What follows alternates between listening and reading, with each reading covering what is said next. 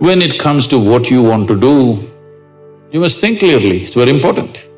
Thinking clearly means, the question is not about what will get me this, what will get me that. Is your life precious to you? All of you, I'm asking. Your life, is it precious to you? Yes. So before you invest this life into something, you must look whether today if I invest my life into this, after 25 years, will it still mean a lot to me? After 50 years, will it still mean a lot to me? At the end of my life, if I turn back and I look, will I be proud of this or will I be ashamed of what I'm doing right now? Doesn't matter what other people say. But you should not do anything that you will feel ashamed of, isn't it so? Huh? It doesn't matter, people say so many things. Everybody has an opinion, it's their business. But you don't do something that you will feel ashamed of, isn't it? Then you go turning against yourself. Somebody turns against you, you can leave them and go somewhere else. If you turn against yourself, you'll have to live with it forever. So, this is all you have to look at it. Something will get you money, something will get you comfort, that's not the point. What you choose to do, will it give you a life? When I say give you a life, are you just trying to make a living or are you trying to make a life out of this? It's important. Making a living is not an issue. A worm, an insect, a bird, an animal, all of them are making their life, making a living, isn't it so? They're even making a life out of it, but definitely they're making a living. So making a living with such a big brain is not an issue. Earning your food is not an issue, making a living is not an issue. Only problem is you want to live like somebody else, that's an endless problem. I want to live is not a problem. I want to live like you, this is a problem. So, it is important, if you consider your life as a precious life, you must make sure you make a wonderful life out of this. If your friend does not do well, you'll feel sad about it. If he does very well, you'll feel very sad about it. So you have fixed yourself in such a way, whichever way you cannot be happy. You're in a self-defeating mode, no matter what happens, you will not be happy. If you want to understand what I'm saying, you go and stand out on one of the main streets in Bangalore city. Leave the poor people who are selling kadlekai on the street side, leave them. Only look at those BMWs, Mercedes and Maseratis and whatever is going around in Bangalore city, only look at the dream cars, okay? Because many of you may have dreams also of this. Just look at all these people. You think they are in a profusion of joy, driving this car like that? No. Only in case it's a stolen car, you see the joy. Otherwise, no. So success has not brought joy to them. If they're failed, of course they're frustrated. Because the very mode of approach is like this. If this mode of approach comes, whichever way, it's not going to work. Because it's not even about you, it's always about somebody here. It's never about you. The simple thing is this, see, if your joy, your sadness, your happiness, your misery is determined by something or somebody around you, the chances of you being joyful in your life is remote. Yes or no? Is it true that human experience is created from within? Hello? Hello? I'm asking all of you. Is it true that human experience, joy or misery, agony or ecstasy, madness or sanity, everything is created from inside? At least if you're a manager, if you're going to be a manager, at least what is happening from within you must happen your way. Because essentially management means having situations the way we want it. Yes? Management means what? Having situations the way we want it. Well, if the world is not happening your way, at least this one must be happening your way, otherwise what kind of management is this? Here there's only one person, huh? Here there are 1,000 people, they may not listen to you, they got their own stuff.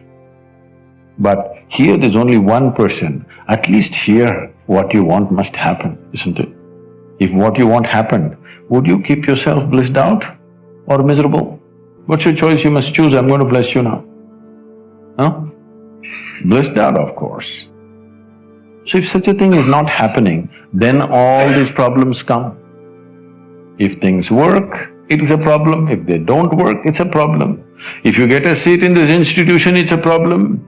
If you cannot get out of this, it's a problem. You like this place so much, you don't mind staying here, it's not like that. You must get in and you must get out ahead of others. Everything, it's never about you, it's always about something else. Outside is a variable situation. Who these people are today, tomorrow we don't know what they will say. Yes? Tomorrow morning we don't know what they will say. If your way of being is determined by all these people, then you are a mess, you're bound to be a mess. See, you are a product of this planet, yes or no? Whatever nonsense individuals may think about themselves, we are all just a pop-up from this planet. You've seen those pop-ups on the computer screen? Pop, pop, yes? You're just a pop-up, you'll be gone. You can't believe you will be gone, huh? Me? I will be gone? Yes, all the very smart people, countless number of people who walked this planet before and you and me, where the hell are they, huh?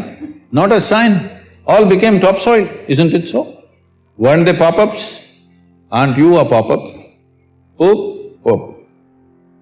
You may think you have a great life and this and that. As far as the earth is concerned, it's just recycling its soil.